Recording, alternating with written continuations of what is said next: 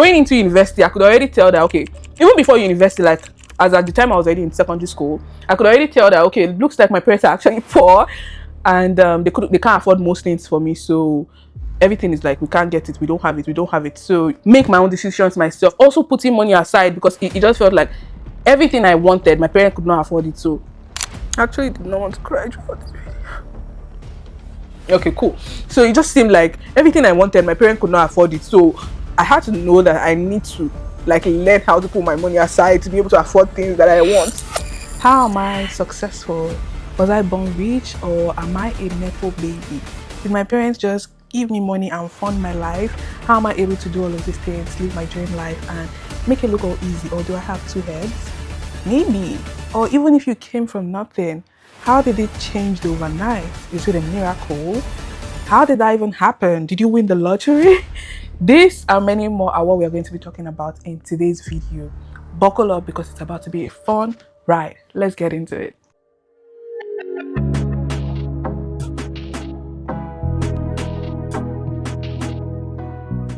Hey everyone, welcome to my YouTube channel. If you're new here, welcome.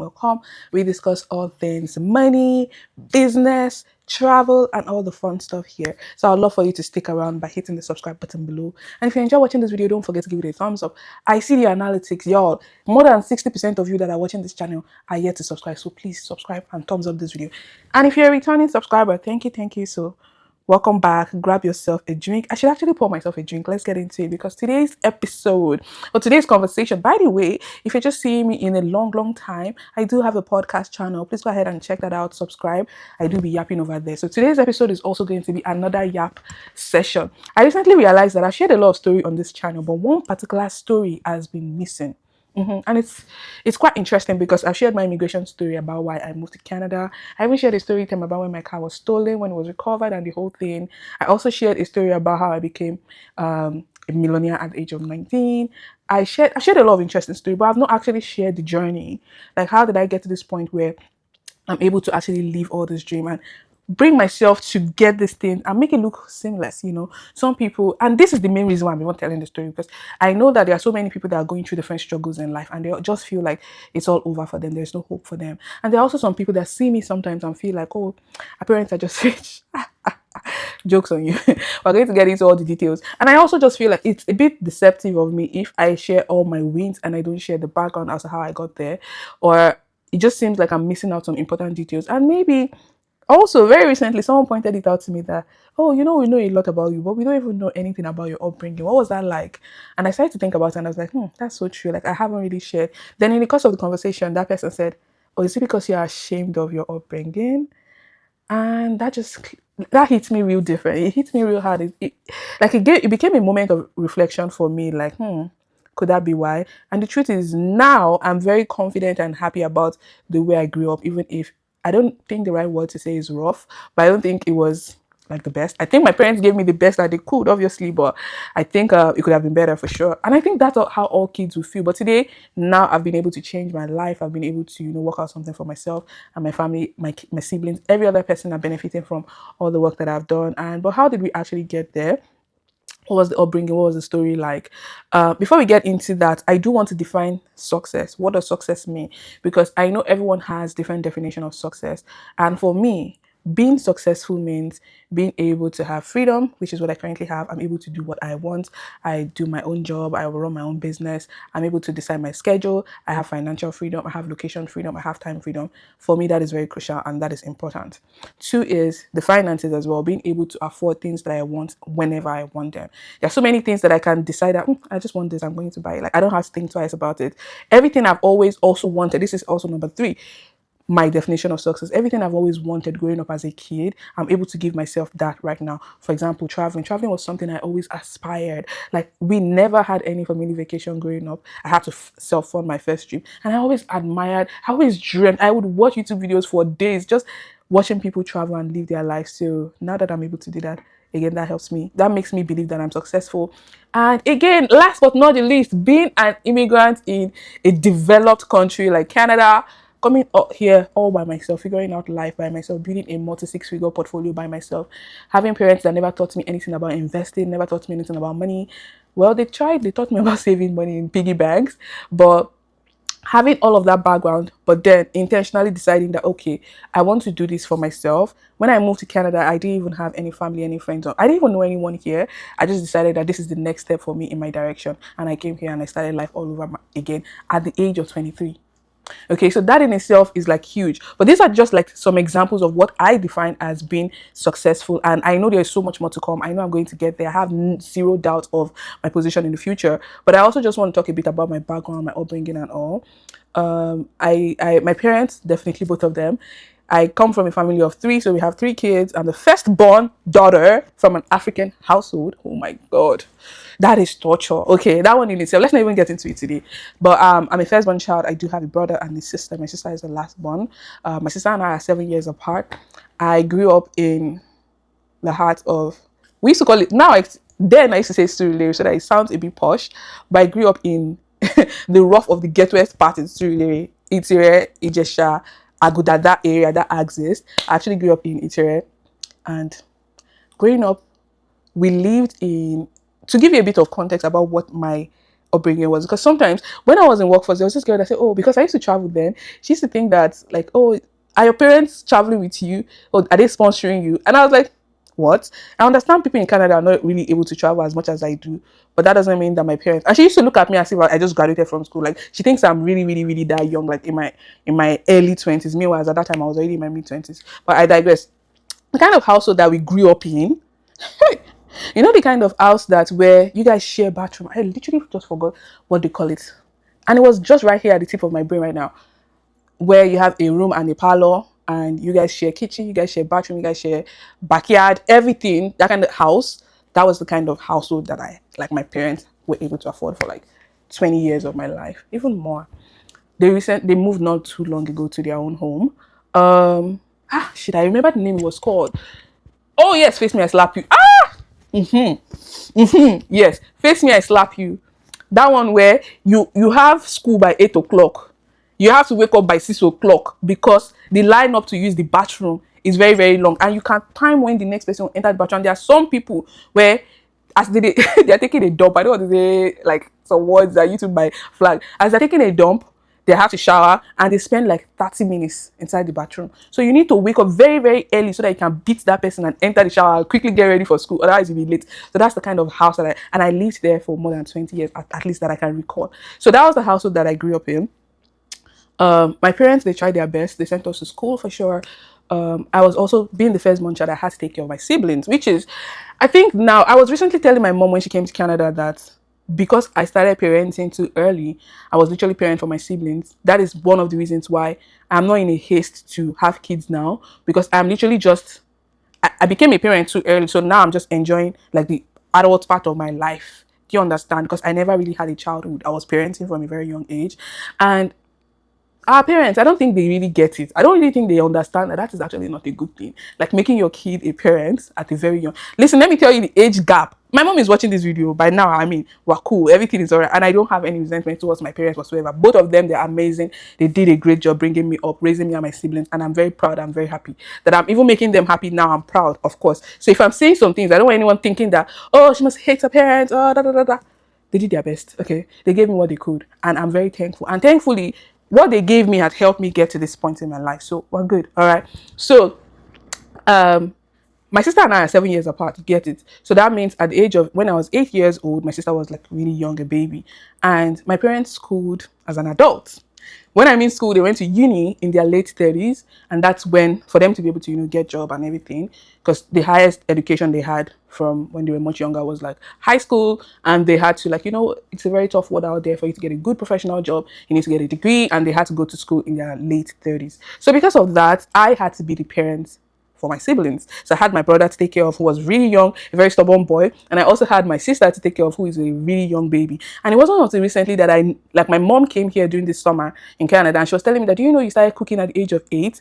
I was like, damn, no wonder now, like if you ask me to cook, I'm like, I will still cook because I like to eat home food and eat healthy. So I would still cook, but like, there's no desire, there's no joy to want to say, I want to experiment with food. or I want to experiment with recipe, I want to experiment with cooking. No, I've been doing that from, she told me that I've been cooking from the age of 8.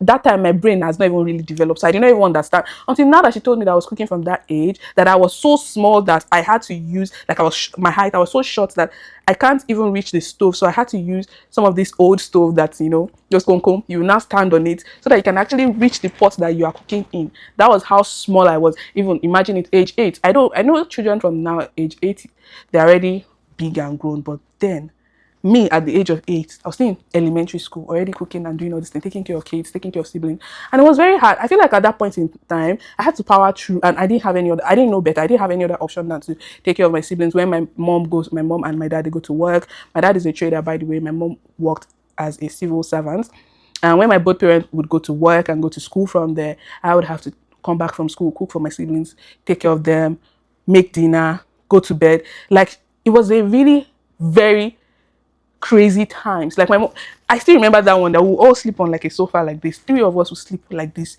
Then when I have lantern or candle in the middle of the room, and we'll wait there till like 9 or 10 p.m. when my mom will get back from work, and she will not even eat because it's like we're just waiting for our parents. Like, that was the kind of growing up that I had, and I did that all throughout till I went to high school. My elementary school days was, I don't really remember so much from it, but one memory that I would never forget from my upbringing is not attending my elementary school graduation. And I remember the amount. It was literally 500. I was that student in school that my parents would always come to school to fight about school fees. They will fight about like end of the year party. They will fight about not buying books, all of those things. And you know why? Because they wanted to save money. They didn't have the money for it, obviously. So they have to find a way to take out some things from the bill. My dad would always go to school to go argue and fight. Oh my gosh, I was so ashamed at that point in time, because every time it always seemed like it was me that my parents would come to school and always talking about da, da, da, da, da, da. Then I had me stressed, and everybody, even the teacher, they'll be looking at me like it just felt some type of way being that student in class that always had parents coming to school to argue about everything that has to do with fees. And my books as well, my dad would want to go buy it in like a bookshop or something like that, and the school would want us to buy directly from them. So things like that, those kind of, oh my gosh, it was always so annoying.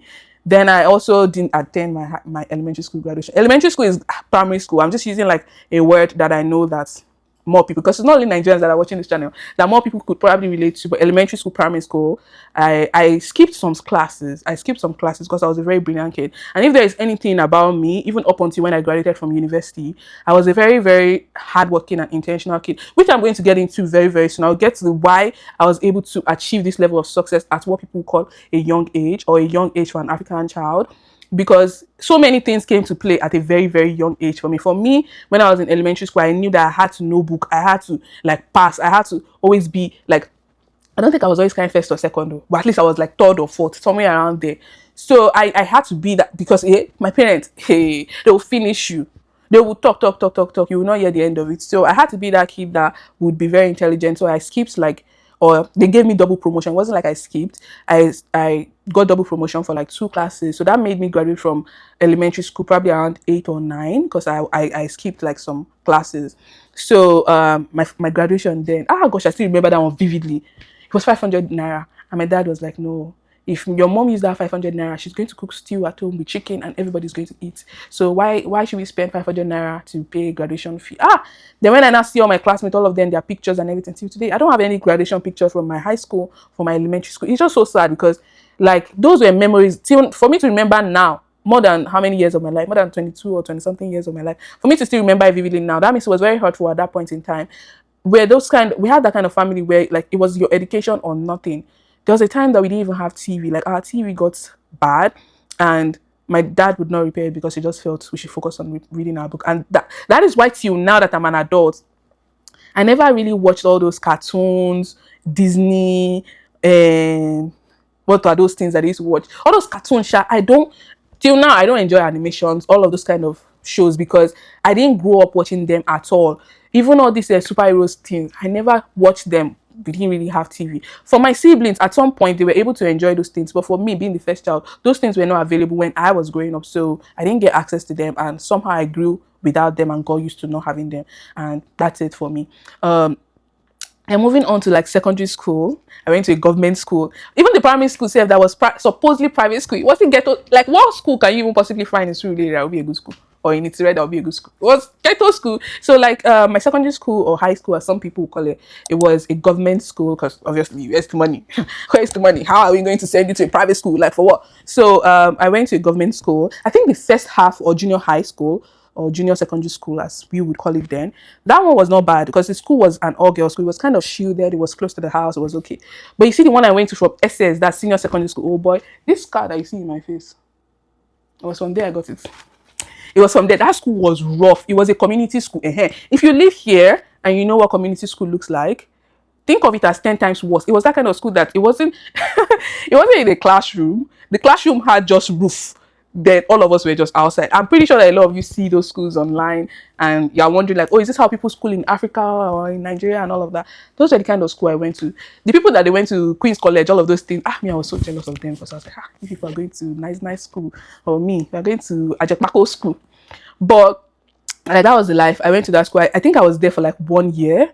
And after I got this car, like this car, the reason why this car even turned like this was because I was hiding it from my parents. My parents were so disciplined, like every small thing they go shout, every small thing they go, ah! So it was so hard for me to have that communication or conversation with my parents, and I had to hide it for days. And by the time they were going to see it, it was already really, really bad. There was nothing they could do about it. So I have a permanent scar from the government secondary school that I went to. Look at my face. Every time my mom will always blame my dad for letting me go to that school. Now my dad will say, you don't even know. So both of them are always blaming each other for this permanent scar that I got in my face. But after schooling there for like a year, my parents realized that, oh, more, this girl's brain has gotten dumber. Like she's not even that serious in school anymore. It's always fights in school. It's just so rough.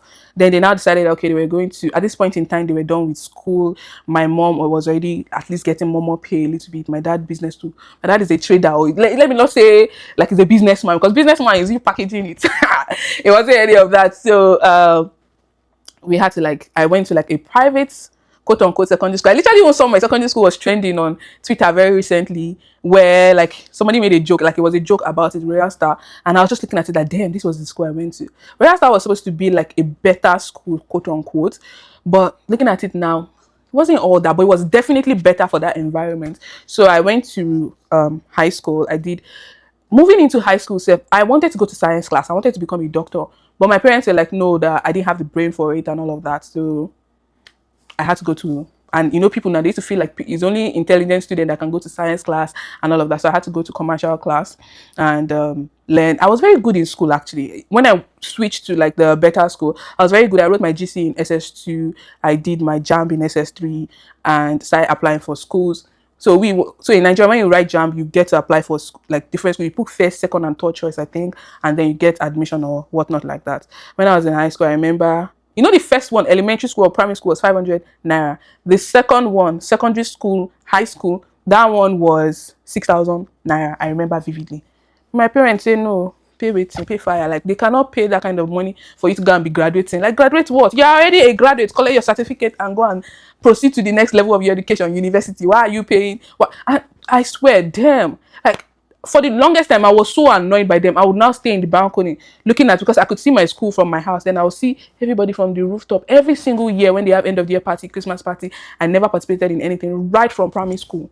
You know how painful it would have been for a child to always go back to school to speak to their friends and everybody participated in this thing but them. Do you know how painful it would be? Like even these days when kids, I really hope I don't cry by the end of this video, because like recollecting some of these memories are actually very heavy, and then it was much harder as a child to be able to digest and understand these things. So then like I was so annoyed, like, so now I did not go to my own end of the year party. Like end of the year party is that period where you're just celebrating being done with your exams, hanging out with friends and all of that. But me, I would always skip that because my parents, they just never thought it was necessary and they couldn't afford it as well. So the money had to go into doing other things. My dad would tell me, oh, that's 6,000 naira if we're to pay it for your end of the year party. So what are we going to eat at home? That's 6,000 naira if your mom cooks at home or will buy this and that. Everybody will benefit from it. Instead of there's nothing that they're giving you there that you don't have. So sometimes one of my aunts has like a school, so sometimes they'll ask us to go to like the graduation party of that school so that we can still get a bit of experience from that. So that was it about like my high school, my secondary school, so that was it about my elementary school and my high school.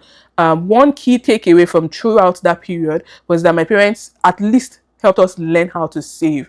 They made sure that we had like piggy banks from a very young age. My siblings and I, even from primary school, we already had like piggy banks that would always keep money in for Christmas. Like any money that any auntie or uncle come around to give us, we'll have to save it there. And it's like part of the reason why I was so annoyed at my parents. When my mom goes to other people's house, she would always give their kids money, but she would not give us money. Then when all those people, when their parents come to our own house, they will not really give us, they will not even give us anything. All they do is come and eat. And you remember all those uncles and aunties. I'm not going to name drop you, but I remember you. I remember every single one of you. It's only like occasionally. So my mom would give me some work to do and she would pay me, which is why I think that teaching your kids money habits from a young age is actually good. But also don't deprive them of very important things that will help them shape their life and make decisions when it comes to money. So it was good that at least we learned that saving habit from a young age. I personally learned it, and I think my siblings also did. Then moving on to uni, before I got into uni, I think from this age was when I started to develop my adulthood and like be very intentional about certain things that I became more aware of what was going on in my life. So I could see that, okay, my parents are not really well off, and for me to be able to stand out in the society today, I had to be very brilliant. I have to be exceptional. There's no room for me to be mediocre. Nobody's coming to save me, so I have to actually make my own decisions myself. Also putting money aside because it just felt like everything I wanted, my parents could not afford it. So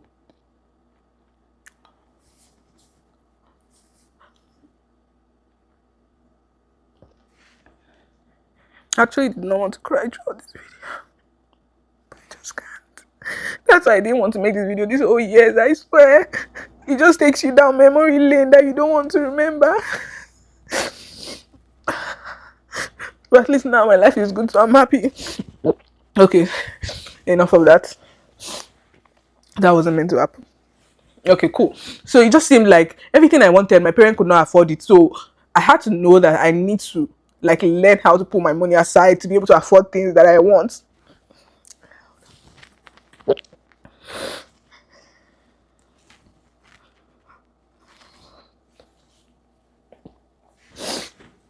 Oof, that was a moment. Okay, to be honest, hate is such a strong word, but I think I would say I had so much disdain for my parents growing up, mostly because it felt like I could see other people's parents, even though they seemed like they were not making as much money, but I could see that they were like maybe those people, maybe they were not saving and planning for the future, so they were just thinking about the temporary moment.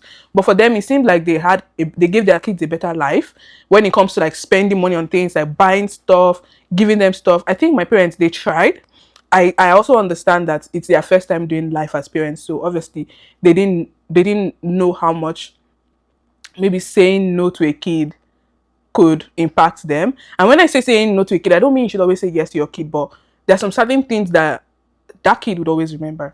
So going into university, I could already tell that, okay, even before university, like as at the time I was already in secondary school, I could already tell that, okay, it looks like my parents are actually poor, and they can't afford most things for me. So everything is like, we can't get it, we don't have it. So for you to be able to get those things that you want, you have to be ready to work hard for it. You have to be ready to like make sacrifices. You have to know book, because it seemed like when you are very very well educated, there'll be opportunities for you out there. So as at that time when I was going into uni, like I was that kid in school that I was already very very intentional about reading. I was talking to a friend recently and we were talking about reading. She said she never read all throughout secondary school, and she didn't even know how she graduated, but she just knew that she graduated from school. She never like actually read book. That was until she went into university that she started to learn that, okay, you have to actually read. For me, I started reading very, very early because my parents were very disciplined. They'll make sure you read your book. They'll make sure like so many things. But me now, as at that point in time, even without my parents forcing me, I knew that I wanted more out of life, because like these other things, I can't get it from my parents. Like there is nothing coming for me, so I have to work hard and get it for myself. For me to work hard and get it for myself, that means I need to be intelligent in school. I need to graduate with good grades. I need to get a good job so that I can give myself the life that I wanted.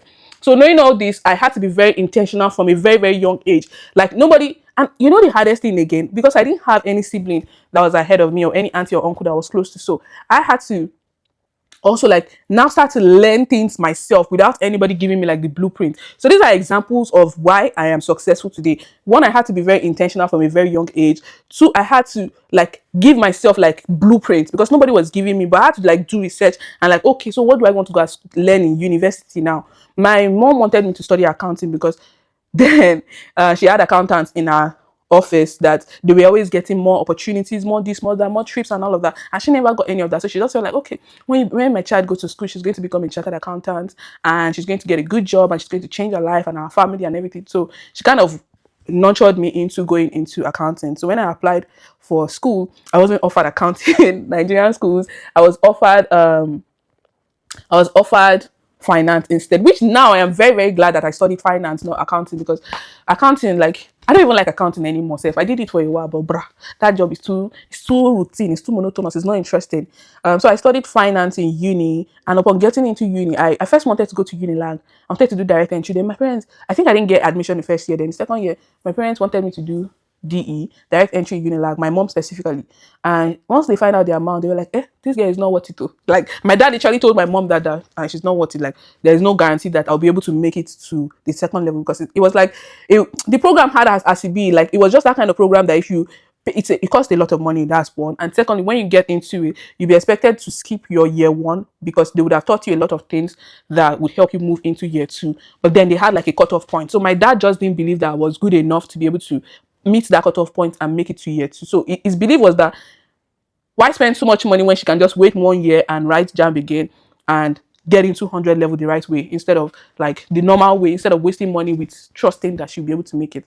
So I had to wait at home for the second year. I went into University of Ilorin. So instead of school in Lagos anymore, I had to go to Ilorin because I'm from Kwara State, and they kind of give you priority if you are from the state. They had like all these catchment areas and stuff. So they give you priority if you're from the state. And thankfully, my second year, I got admission to study finance, University of Ilorin. And this is the first time that my parents are ever leaving me out of home.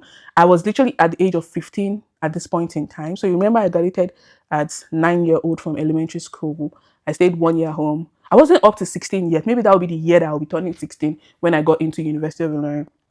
And I was there for 4 years, which means I now graduated at almost age 19. I was there. School was very interesting. Nobody was watching me in school. That's also part of, like, now I don't even need anybody to watch me for me to know that I have to achieve certain things in life. Like, after coming through that kind of background, just thinking that some other kids, because now they see freedom, they can make their own decisions by themselves, they would maybe just go wayward and stuff. But because of my upbringing, I was very disciplined. Oh, another part of my life that I didn't even mention is that both my parents, they practice different religions. That was also another torture. Oh my gosh, I had so much dilemmas in my upbringing. So my mom is a Christian, my dad is a Muslim, and it was such a struggle practicing both religions. But I don't think that situation is unique to me. I feel like a lot of Yoruba kids had that situation where one parent practices different religion. I think that in itself also is affecting me in my adulthood, where, like, religion, even though I am a very strong Christian, I believe in God, I don't know so much about the Bible per se as a lot of other kids will, because maybe they went to church from a young age and all of that. Me, I did church, I skipped. I went to Arabic school, I skipped. I went back to church, I skipped. Like, it was just a mix of everything and all of that. There was no depth to my spirit, my upbringing when it comes to religious matters. So there's that. But going into university, I didn't have anybody watching me, but I just knew that I can't fuck up. Like, because my parents are not here. Like, I have certain goals that I have to accomplish. So school was my number one priority. My school life was also very boring. Like, after I graduated from school, now that I have money and everything, thinking back, I was just like, bruh, like, my uni was so boring. I had no personality. I didn't have any experience. Like, school, I passed through school. School did not pass through me. I was always jealous of those girls that will go out, they'll travel, go see man, they'll do all of this, they'll go to parties, they'll go to all of these things. My movement was hostel, library. I wasn't really a library girl. Hostel, night class, church, hostel, like, that was its class. That routine. I wasn't really out of campus, and I stayed on campus too, so it made it even like a must for me to just, like, there was no experience for me. But that was kind of like what it looked like. But then, as at that time, because now, I've already started to be very intentional in my growing up, in my teenage years, knowing that I need to achieve certain things for my life to be good. And for one of the things I had to achieve was my education. So from that age, I was already studying. I even started to prepare for my ICANN, because, again, remember, my mom had like chartered accountants at her office that they were earning good pay, and she just hoped that, okay, if my daughter gets to school, she will get it as well. So normally you're supposed to graduate from school, then go and take your professional exam. But for me, I started doing it from my second year in university, because I wanted to get it at the same time I was graduating, so that I will have not just my degree, I'll also have a professional certification that would now help me get a better job. See, as I was thinking. So from 200 level, my second year, I was already writing ATWA exam, like ATS, that's accounting technician exam. I forgot the full meaning of it. So I was already writing professional exams to help me. That's why maybe my school was boring. That's why maybe uni was boring for me, because during holidays I'm taking professional exams. I even had a friend that would always tease me and say, "You, is there ever a time you're not writing an exam? You're either writing school exam or professional exam, or one exam or the other. Like your own life is just all about exams, exams, exams." So I was always taking professional exams and all of that. And by the time I was graduating school, I already had my ATS qualification. I was preparing for my ICANN exams. Child, ICANN exams was also another shit show. That one will stay in in after I graduated by then. I already did my NYC. We'll come back to Lagos. You have to stay in Student Pie. If you know Student Pie, let me know below. Student Pie was very close to Jibo, close to Yabatech. We stayed there overnight because we want to study. God. Then there was another safe. We also stayed in safe. There was also one other one that was close to Jibowu. Was it Jibowu or Maryland? Maryland Wise. That was Wise. We also stayed there to study because there was different training center for people that were trying to write ICANN examination. So you will probably have friends in different training center, and sometimes you want to study with them. So we have to stay overnight to study together. I wasn't that kind of kid that my parents would allow to stay outside all night. But because of the ICANN exam, they kind of had to. They didn't even allow me to do midnight call. Who was I even calling? There was nobody to call. So midnight call. That time, GSS class and SS class actually, people would tell me how they were doing midnight call. Even people that like were classmates, what are people talking about overnight? What are you talking about? Me, I didn't even that was not even on the table for me. That once it's night time like this, go and sleep. There's no pressing your phone or anything. The lights are off, and I was always sleeping on the sofa in the living room. So obviously, I have to sleep on the sofa. It's two bedrooms. It's one room, one parlor. We're five. How can it contain all of us in one bed? So I had to sleep on the sofa in the living room, and there's no way I'm on my phone. So there was no even way you even. I beg, that was not even an option. So like when I was in Student Pie, like when I was doing my ICANN examinations, we spent so much time in classes. We do trainings. You go out to study with friends. So my parents had to be forced to let me, spend the night sometimes in class, and they will allow me study with like other groups of friends in other tuition centers, and they were forced to do that. They didn't have any choice. But I never misused it. I never abused it because I had already schooled not thousands of miles, like very far away, several states away from Lagos. My parents we grew up in Lagos, but I was schooling in Ilorin, and I would only come back home for holidays. So they were already used to me not really being at home. But it didn't mean that I had like freedom to do whatever I want, whenever I want or something. They still would call me. They still sometimes even say before they decided to allow me pass the night outside, they would say, okay, when it's like 10 p.m. or 9 p.m., you should start coming on. Whatever you have studied, you can study on your own. You don't need to learn from your friend. They don't know anything anyways. So after a while, once the exam started to draw close, and I'm like, I can't really do this myself, then they now allowed me. And this was also during NYC time, so they now allowed me to start to study on my own and all. The first time I failed 5 exams. Hey, that's the first time I failed in my whole life. And I failed because my mom was unwell. She had just had surgery then, and I had to take care of her. I had to do all of that. Then when I now failed, my mom was like, how can you fail? This is even an exam that I paid for, because as at then I was already running my business. How can you fail? You are such a disappointment and all of that. I failed 5 papers. Even me, I could not comprehend. Like, I was already going through a lot. Like, how did I fail 5 papers? It was my final exams to become a chartered accountant, and I failed all 5 exams. That is the first time in my whole life that I failed. But my mom did not understand. She felt like later when she apologized, she said that's the first time my mom as a parent ever apologized to me that, oh, I'm sorry, I didn't think of it that way. I was just very, very surprised because this is the diet, like I can just call it diet. This is like the semester, quote unquote, that we are hoping that you become a chartered accountant, and now you now tell us that you failed, So I had to retake those exams. But before that, I feel like I skipped a very important part of my businesses. So when I was in school, despite the fact that I was very intentional with my studies, I was writing my professional exams. When I got into my 3rd year, I started to see some of my aunties and uncles, especially my cousin, that they had graduated from school years ago, and they were not finding jobs. So this one, again, like I said, I was very intentional very early on. So I was paying attention to these things. Like, how come this cousin that has graduated school like 2-3 years ago, they finished NYC, they don't have jobs, they're struggling. Like, does this mean that really, really your education is not the pathway to success? It looks like there's so much more. Oh, mommy, I don't want to graduate school and now not have a job. I don't want to graduate school and be earning peanut. Like, I had this big dream for myself. That's why now, anytime somebody asks me like, oh, like what else do you want more in life? I swear I'm living my dream life. This is me living my dream. I had nothing else. Like, I just wanted to have money to be able to afford things that I want, to be able to travel. That's it. Nothing, no more, no less. So this is me living my dream life. As I did, so I was not thinking, this is my cousin, graduated with maybe 1st class or 2nd class or something, and he has not same job. And but me, I thought that when you have good education, you graduate with good grades, you'll be able to find job. It looks like job market is harder than I thought. So at this point in time, I became aware that you getting a good grade or you having education is not a guarantee that you're going to have money in at the end of school, you even find a job. So despite taking my professional exams, despite being in school, I had to start learning different businesses. So during the holidays, I learned my first business that I did was wire work. Wire work is that one that you make jewelries, necklaces by hand. I went to during the holiday like that. I went to quickly one place like very very far in Idimu. I went to go and learn like wire works for like 1 month or something. So when I went back to school, at this time I already learned the work. The way people go at crochet, me I did it then, but you know, me I just wanted more out of life. You know the way like you teach somebody something, they don't follow up with it. Me, more from a very young age, me I always followed up with every single thing that I learned. So I went to the market. I remember it was trade fair. I went to go buy like the equipment because now I was going back to school. Going back to school, I had made some jewelries. I was going to sell it for my friends, my classmates. I sold it like 100 naira. I sold so. So I was already making money by then. This is like my third year in uni, and when I was in my first and second year, I was getting like 5,000 naira a month. 5,000 naira can literally do nothing. I had classmates that were getting 20k. Like me, hair care in school. Who they do your hair? I'll have people in the hostel that will just do cornrow for me. So I'll be wearing that my terrible wig all throughout the semester. But my parents would send me 5k every month, and though I used to take like food stuff and all from Lagos, so I had like things, and it wasn't like I didn't have food. I would never ever say that my parents didn't give me food or didn't clothe me. At least they tried to the best of their capacity. So it was just money that I never really had. So from that first year, no money. Second year, I go just dey save small because I already cultivated saving habit from like my early before even I turned 10. I already had piggy banks and I was already saving. So I already cultivated that habit. Then now going into my third year, I had already saved up some money to do the training. So I did the training to go and learn how to make jewelries, the wire work jewelries. And by the time I was now going back to school, I went to trade fair to buy like some of the equipment from the money that I was saving. And now I went to school, I already had like some jewelries that I was selling.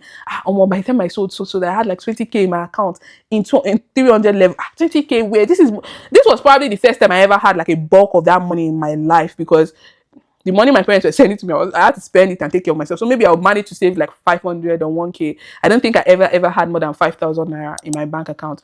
Then by the time I was in my third year, after selling jewelries and everything, the first semester, I already had money. I could buy things. I had like 20k. Oh, this thing is good. Oh, now that I'm even seeing that people don't get job, let me even focus on this business. So coming into my fourth year, I was thinking about this: which business will I do? Which business will I do? Back when I was in school, I knew that people had printers. They used to print in school. So for me, I now thought that okay, that's a good business. And the good thing is because my mom used to work in civil service, we had a bunch of papers at home. So I now bought printer to keep to school. I took some paper that we had, then I started printing. That's how I started my printing business. I remember that printer was 5,000 naira. That printer saved me. By the time I was graduating school with that printer, I swear I left with more than 100k. But that was not the only that was not the only business I was doing. So I was doing printing business. I had stopped the wire work business by then because wire work is handmade. It's very, very exhausting. So I had stopped by then. Maybe I will still have some pieces here and there that I was selling. But then at the end of the fourth year, towards the end of the semester, I learned how to buy things from AliExpress from one guy, KB, in school. That guy was one of those rough Raz guy in school, but he was also the president of my department then, and he had like you would know him because again, it was popular. So that guy he created a WhatsApp group chat where he was teaching us how to shop from AliExpress. Then I would now go on Nairaland. I was very active on Nairaland. I'll go on Nairaland to go see how people were doing. People would talk about, there was different threads on Nairaland talking about how to shop from AliExpress. So I bought like several wristwatches. Till today, the first thing I sold online was watches. I bought several wristwatches, knuckle ring. Like we're going into the second semester, and I bought them. By the time school resumed, I sold them. People purchase. I'll go around different people's room. So I have friends in the other department. I'll go to their room with all my products. I'll show their roommates. Everybody will buy 500 ring and all of that. And that was when I learned the most important ethics of business. Your business money and your personal money separate. Don't mix them together. Very, very important. So I had to open another bank account. I remember I was using GT Bank before then. I had to go open UBA so that I can separate my money. Very important. Then I also learned the lesson of not allowing your friends, like, don't give stuff to your friend, because I had friends that they didn't have the money to purchase, but they wanted it, so they say, give me, I'll pay you later. Oh, mommy, I know they sell on credit. So instead, I would just take it to rooms, like people's room, even if you are not my friend, and we kind of form a connection in the hostel or anything. I'll come to your room, I'll come and greet you today. Tomorrow, I'm coming with my market, come and market my stuff and sell to all of your roommates. So that was how I started to sell, and I made some money. By the time I was graduating from university, I know we've jumped around a different part of the story, but by the time I was graduating from university, I knew I had like over 100k. Even one of my friends then, her parents didn't send that money one time when I was going back home after school, and I gave her 5k. I still remember the girl very, very well, because like I left the money under her pillow. She used to stay in my room sometimes. I left the money under the pillow, and I was going back home to Lagos, and I gave her 5k. And she was so happy. She was so happy. She sent me a message. I was even in the park when I was like the park to leave campus. Then I texted her that I left money for you under the pillow. You can check it and all. And I left some food items. So she was so happy. She was so happy. Even though that girl, it seemed like her parents, they had more money. Not necessarily like they had more money, but they were like, she used to have more money than me, in school. But later on, it now seemed like I now had more money than her. And she was even a scholar herself. So she used to get like money from school. Like, I think if you're a scholar, you get like maybe 20K or 30K every semester or something. I don't remember how much. But like, even though it seemed like she was supposed to be better than me in finances, but because me, I was doing business already. I already had like extra money more than people. So I had like more than 100K. I know guaranteed I was graduating school with like 100K plus in my bank. So this is me now starting my new life, preparing for NYSC and all that 100K. Oh, mommy, I never spent it. So now my business now started to go into full flesh because after you graduate from school, you have to wait a couple of months before NYSC. So that my own 100K, man, I started to buy things. And I'm like, now I need to start selling online because I'm no longer in school. Where will I get my customers from? Before I was even leaving school, I was already experimenting with selling on due day. I remember very well due day and Kemu. So after school, I started to sell on those websites from home. Then all my money that I graduated with, before I even came back home, I was scared when I told my parents. I was like, hi mommy, I'm doing business in school. I remember the text message I sent to my mom that I'm doing business in school. She's like, okay, just be careful, don't let it affect your studies. That was the first time that my mom was so like, I was very impressed with the way she handled it because I was thinking that they will kill me, but thankfully that did not happen. So I told her like, oh, I'm doing business in school, that but I'm coming when I come home, I want to continue. She was like, just make sure that you graduate to good grades and everything. So when I came back home, I was allowed to continue the business while I was also still preparing for my ICANN exams. All of these things were happening concurrently. You see what I'm telling you now? All of these things were happening concurrently. So by the time I graduated from school, I started the business. I was selling on due day. I was selling on Konga. I learned Konga when I got back home fully. I was doing Kemu and due day. Then Konga came in the picture. Jumia came in the picture. Then Kemu became Jumia Marketplace. And in like 2-3 years of me doing my business, God is just so good because at the end of the day, all of these things, even though I was super intentional, I worked really hard from young. God also just made it like it compounded my efforts and it rewarded me abundantly. So I give 100% of all the credit to God. So then, by the time I was graduating, like after I graduated, all these times I graduated like 18 plus. 2 years in, I was already a top seller on Kmo, that's Jumia Marketplace, and I think Konga as well. So that time I was shopping food like proper. I was not shopping from China. I was even using Sea Cargo at this point in time. Everybody in Ikeja, not everybody in Ikeja, because I used to pick up my package in Computer Village. So a lot of people there knew me, like, oh my, I hustle, like, oh gosh, I hustle. All those my Ikeja times. If I would not, I would want to take public transport. I would take Danfo. When I had friends that were always taking Uber, they were maybe doing jobs or something. They didn't have anything extraordinary, but me, I was taking down for, I'll take public bus, I'll go from Computer Village to Ikeja for to Jewel Bass, all of those things. I'll cross the express. Thank God for life, I beg God. Like, so I did all of that and set money aside. So I started to grow the business. And by the time it was like 2 years in, I was already a top seller on like 2 marketplaces. I was getting like 100 orders a day, 200 orders a day. And there was one time, Black Friday, that one, I was getting so much orders that I could not even fulfill them. And it was just me.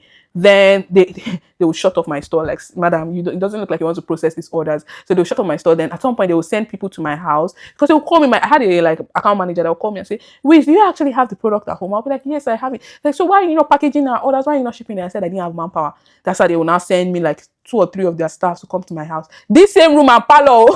This same room and parlor that I was living with my parents. That house was full with all my stuff. Every corner of the living room was completely blocked with all my products, my this, my that. So those people would come to my house, they help me with packaging. And it was from the age of 21 that I knew the importance of hiring manpower. Like after that Black Friday period where all these people came to help me, I discovered that if you really want to grow in business, you can't do everything alone. You have to let people help you. So I had to hire somebody. After that Black Friday, I remember that year very well. After that Black Friday, I just hired, I think it was my cousin that was my first hire. Then afterwards, I had like so many other people.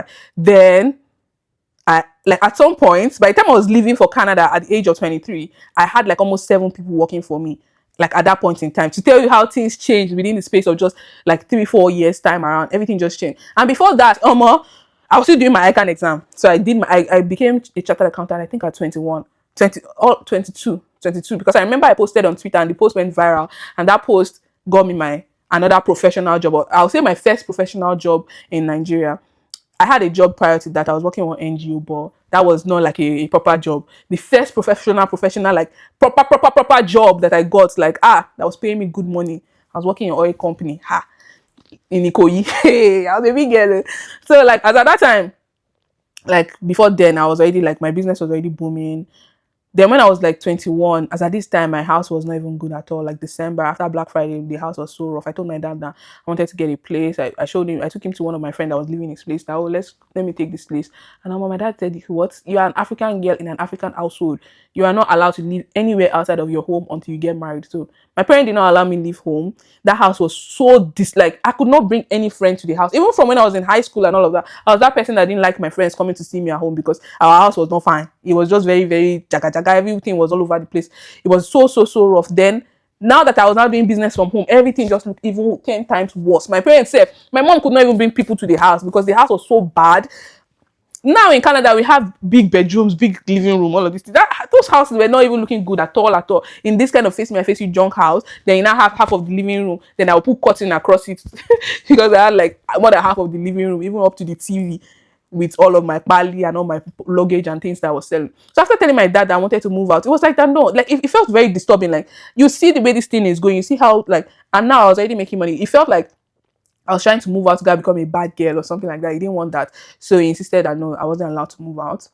Then when I turned 22, that was the point that I was like, was I even 22 yet? I don't think I was 22 yet, but like it was after that first year when he said no, then the year after I was like, okay, you know what? They be like to my parents, they like make they tell them things truthfully. As at this time, so many things has happened when I want to go to, like I remember one time I went to Injesha Waterfall. My dad said I should not come back home, just stay there, for the first time in my life I wanted to enjoy myself. My dad said don't even come back home, just stay there. You are there, like you travel to where? That fight was not it. So by this point in time I was already learning that you need to give your parent tough time. Like they will not allow you. Parents, they are designed to shield you as much as they can. And I was already seeing this from even when I was much younger. They try to shield me, but I was this child that wanted more out of life. So I always like try to bring myself out and fight it off and all, but in a respectful way. But at this point in time, I was seeing that it doesn't look like if you can manage this thing like in a way that your parents would accept. You have to like you need to disappoint your parents for you to be able to grow out of this thing. Because at this point in time, I was making money, business was doing well. Then I was at the point that I want to scale the business a bit more, and you're telling me that I can't move out of the house. I can only bring one person to come and work for me from this house. So if I want to hire more people, then I need more space. And this is you people's household where if I'm bringing different strangers into the house, it's going to not be safe for you. And there's no even space in the house anymore to buy more things. So many times I want to shop, I want to do all my cargo and all, then I cannot buy them because I'm thinking that, or maybe when this particular product finishes, then I'll now order the next one so that we'll be managing space. So I didn't like it at all. So eventually I just went to go rent a new house. I paid the rent, did the furnishing, did everything. Then I just told my dad that, that place that I got, because he knew about the place. He thought it was just going to be like an office that I'll be going once in a while. I told him no, that I was living there because it was a three bedroom, like 2 bedroom and a small room. So it was like 3 bedroom house. I said, no, man, I'm going to be living there because my work is in Ikoyi. This place is in Kilo. So it was easy for me to go from there to work. My dad said, no, you're not going to be sleeping out of this house. Every time you go to your office, you have to come back to the house, then go back to your, okay, let me use it as business location. Every time I go to my business location, that I have to come back to the house, then go to my job, which is in Ikoyi now, and come back and go. Like, I was like, how will I manage that? This is crazy. So, I just got the new place and I moved there. My dad disowned me. This is the first time. The first one, he told me to not come back home. The second one, he disowned me. He said, I'm no longer his child. Is like, whatever happens to me, happen. Then, I was like, parents, kids that don't have parents, they're living in this life. So, it's fine. I mean, there are kids that don't have parents. My dad reported me to my uncle because I didn't really come back home the next time. He reported me to my uncle. We had family issues, family matter. Everybody came to discuss on my head. Like, oh no, you're not allowed to do this. You're not allowed to live out of home. Yada, yada, yada. But me, I was, at this point in time, I was like, me, I'm at the point where I'm not a baby anymore. I'm 22. I'm grown to be able to make decisions myself. If upon all the upbringing you have given me, you still feel like I cannot make good decisions, then that's up to you. But me, I know the kind of life that I want for myself, but you can't continue to limit me. So then my uncle and I and everybody just came to a resolution that I'll be coming home on the weekends, like on Friday night, I'll come home. Then Saturday, Sunday, I'll go and come back home and go and come back home. So Monday to Friday, I'll just go to work from there. So I did that for like another couple of months before I moved to Canada. And all of this to say that even that business ended up, it's so crazy how our parents, they didn't see beyond their, maybe because they were just being parents, I don't know. It's so insane that business was the one that ended up funding me to move to Canada, because like Canadian Express entry, it wasn't cheap.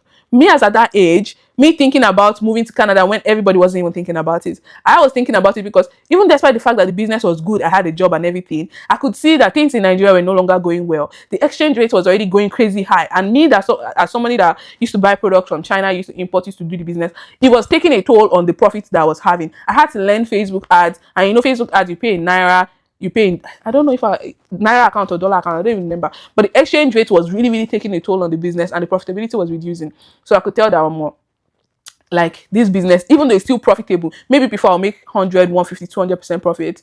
Now I'm now making like 100% profit, 80% profit. So like income was already reducing. But good thing is I am that person that had already learned saving. So I had money aside. And once I heard about Canadian immigration, the story about how that one came about is even different. I just decided that, you know what, me, I'm going to go to Canada. Or I started to apply for everything. I did the English test exam. I put the money together. I didn't even tell my parents. That's the truth. My parents knew I was moving to Canada like a month or 2 months before I traveled. And this is also me again, because like you telling them everything, it just seemed like they're always against it. They just think, oh my, it was so hard having to explain things. So me, I just started the process myself. Again, I wasn't sure about anything. I was reading online. I was learning and applying and did all the process. And this business that I was doing then was able to fund me going to school to migrate to Canada on that express entry program. And it's so interesting because like as at the time I was leaving safe, I remember vividly when I was at the airport with my sister, and when I hugged her final goodbye, I told her that I was going to bring her to Canada with me. And like about a year after, my sister literally joined me, and not too long after, my brother also joined in Canada. And now we're able to even go on our first family vacation. Just like 2 years of me being in Canada, I went to Dubai. We stayed there for like a while. Then my brother came to Canada after a while. My parents, I was able to apply for visa for them. They all came to Canada to visit. But like you can see the progression of things about and all the things that really, really did change my life. Let me recap everything. So you can see the progression of things and how I really, really transitioned to be this person that I am today. Now, even upon coming to Canada, I had to learn how money works here. I had to learn about investing. Nobody taught me about investing. I had to learn about like making money. I had like from a very, very young age, some of the character traits that I had that really helped me change my life was, first of all, I had to be an extraordinary student because again, I knew that nobody was coming to save me. Secondly, I had to be very, very intentional. So like intentional with my money, intentional with what I was learning, intentional with what I was doing. There was no form of waywardness because nobody was watching. That doesn't mean that I should be wayward or I shouldn't do like the right things. Third, I had to grow up faster than my age. That's why even when I was doing my business, the people that were like in my early 20s, my 21, 22, the people that were my friends, they were people in their 30s. And it was mostly because they were shocked that someone at such a young age can be doing this kind of thing. And they were very impressed. Even some of them, you know how some men, they're supposed to like try to toast you, want to talk to you, want to sleep with you and all of that. They didn't have that audacity to want to do that with me. In fact, I became like their sister in their eye because they were so impressed by what I was doing at such a young age. So that's number three. Like I grew up faster than my age. I had to be very intentional. I also became I had to be forward thinking. I'm saying all these character traits so that you can put them together and see how you can apply them to your own individual situation, because again, we're all different and I don't want anyone to feel defeated out of life because you feel like, oh, you didn't have certain things and No, you can intentionally decide that this is how you want your life to be and you can design your life the way you want it. Don't ever tell yourself that, oh, because I had this upbringing, But let me recap the character traits again because I feel like I'm skipping certain things that I want to talk about. Be an extraordinary student. Be very intentional. I had to grow up faster than my age. I had to be forward thinking. Like as at the time that I was graduating, like in my second, third year in uni, when I was thinking about starting a business, I had no business thinking about it at that point in time. But I was looking at my cousin who was already done with school, who had graduated, that couldn't find a job. So I had to be very forward thinking and knowing that, okay, what can I do so that I'm not in that situation later? When the business was also not making as much money, when people were like, business is good, even when I took a job on the island, say, the first job I even took, people were so surprised that why did you even take a job, sir? Because your business is doing well. I had no idea what I was doing, but I just wanted to put to use the qualification that I had gotten. I did so many professional exams. That's also another thing. Education was very, very crucial for me. I did like 3-4 professional exams before I was even leaving Nigeria. So I had several certifications because I knew that education was very, very important in a way for me to be able to achieve my dream life. So I had to know book. I had to be intentional about learning. I had to also stay very, very curious. I was a very curious-minded kid. If someone tells me something, I had to go and do my own research to learn more about it. I didn't just sit on knowledge or information whenever I get it. So those things were very, very crucial for me to be able to change the life that I had, give myself the life that I wanted. I also had to keep people around me. Like, you know how they say your Your network is your net worth. I had to be intentional about the kind of friends and people that was in my circle. Even from school, all my friends were people that were very intelligent. They had things that was going for them. And even after school, the friends that I kept were people that they had businesses, they had things going, so that I can learn and benefit from them. So even from a young age, I was very picky with kind of people in my circle, because I knew I wanted more out of life, and the only way I could get more out of life was having all of these character traits, putting them all together and making something for myself. I also had to learn how to be very frugal, because again, you would need money for things. You would need money that you don't have. There's nobody that's giving me money. There's no way I can like expect that my parents can fund certain things that I wanted. So there was no choice for me but to work hard, save money, and put my money aside, not overspend, not over lavish. Just because you make money doesn't mean you should overspend. You have to set money aside for rainy days. So I had to learn all of those things from a very young age. I hope you have put together all the character traits. Now, I want to emphasize so many things that people don't call out, because so many people that I've met, they use their background or their upbringing as an excuse for why they're failing in life. Absolutely not. You should never let your background put your back in the ground. You should never let your upbringing or your parents not having make you feel miserable or make you feel like you are not going to be able to achieve more in life. Absolutely not. You can decide that at this point in time, I want to completely change my life. This is what I want for myself. And you have to make, like, you stamp it and say, this is my new life. This is what I want. And you stamp it and say, damn, this is it. Everything that has happened in your past no longer matters anymore. What matters now is what happens going forward. You forget what has happened and you move forward. You also have to be able to detach from this victim mentality. So many people stay stuck in that victim mentality, maybe because certain things happened when you were growing up. I know that it might be hard for you to break free from certain things that or experiences that you faced growing up. However, if you don't get yourself out of that victim mentality very early on, you're going to stay stuck. You're going to struggle. You're not going to see the kind of success that you're looking for. So me, I knew all these things, and I wanted more out of life. I didn't want to be that person where I now tell myself, because my parents didn't give me this, they didn't give me that, I didn't get this opportunity, I didn't get that opportunity, then I'll just be there, then I'm not going to do anything. No, I wanted so much more. I wanted money.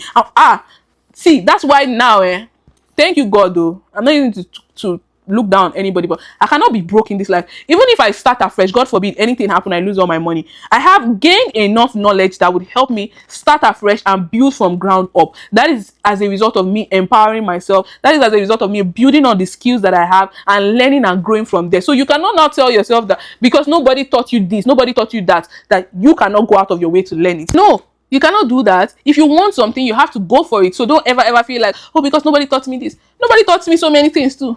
But I had to learn, and I learned from a very, very young age, even when nobody was telling me that this is the right way or this is the wrong way, because I didn't have any elder person that I was following, or mentor, or whatever people call them. So I didn't have none of that. It was just me just bringing things and just trying and just trusting that, okay, maybe this would lead me to the right way, or maybe that would lead me to the right path, and just experimenting and see. So I never had clarity on whatever I was doing. Nobody ever told me like this is the right thing, this is the wrong thing, but I was just going with it and just trusting the process and trusting the flow. But I could have sat down there and tell, you know what, if I like whatever life gives me is what I'll take. No.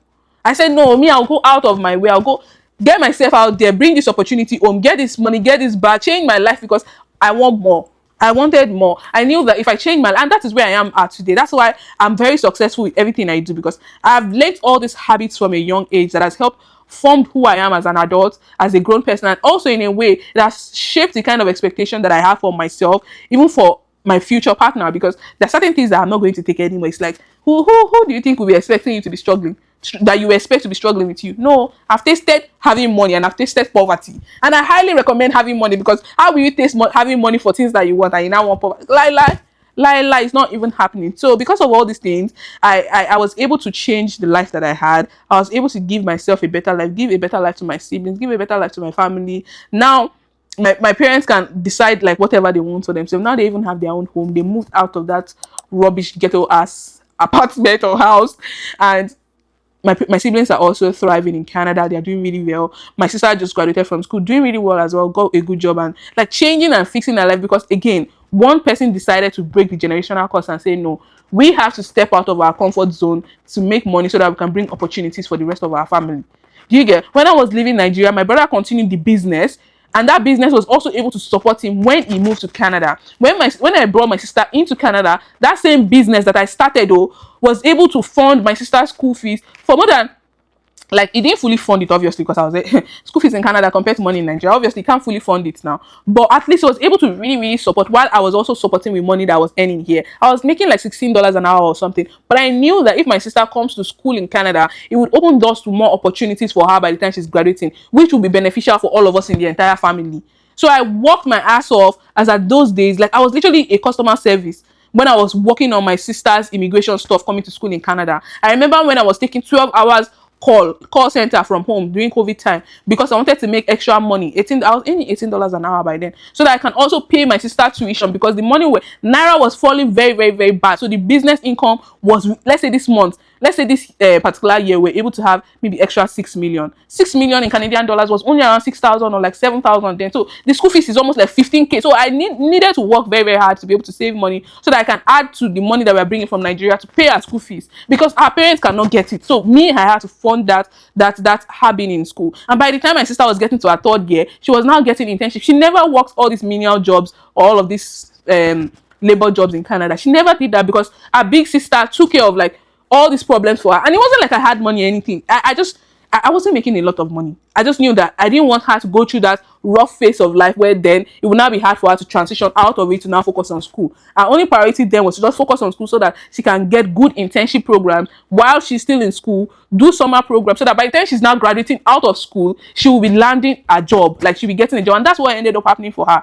I applying that forward thinking mentality. By the time I was applying for my sister's school, I made sure that she was getting a program that came with co-op. That co-op is internship, so that she can get professional experience while she was in school, and by the time she's moving into workforce as a graduate, she would be able to get jobs. So like so many other things that I don't want to get into my sister's personal life or whatnot, but I'm just trying to explain how you being intentional about your own life can change not just yours, it can benefit those around you. Even my friends, they've benefited several ways just by being associated with me, just by having a friend that is very intentional, just by having a friend that knows things. Then my family, they also by extension benefit from that automatically. That family benefit from it automatically, then friends if they are interested in. So like, don't ever feel like it's over for you. Don't ever feel like your background will determine your life or your future. If you really want something, you can get it, and all it takes is for you to be very intentional. All it takes is for you to be hardworking. All it takes is for you to understand sacrifice. So many people do not understand the concept of delayed gratification. They do not understand that you have to give up something for something. Because for me, I definitely gave up having fun in school because I wanted to do a business and at the same time write my professional exams. I definitely gave up on so many other things like dating, relationships, all these things, because I wanted these other things that I knew that would change my life. It's not like I knew for sure, like I was guaranteed, but I was just trusting and hoping that these things, if I do these things the right way, it will benefit me in the long run. So my point is, if you really want to change your life, you can. And if you really want something for yourself, you can get it. Don't let limiting belief. And that's one thing that I feel like I never had, like having that belief that, oh, because nobody in my family had made X amount of money. When I was telling people that I was the first Canadian or first person in my family to get a second passport, they were surprised. They did not believe. But it's the truth. Even in my own primary household, in my family, getting on planes, traveling, nobody ever got that. It was me. So like, if I say that, oh, because I there was nobody to guide me or anything, then I'll just sit down there. I'll not get anything out of life.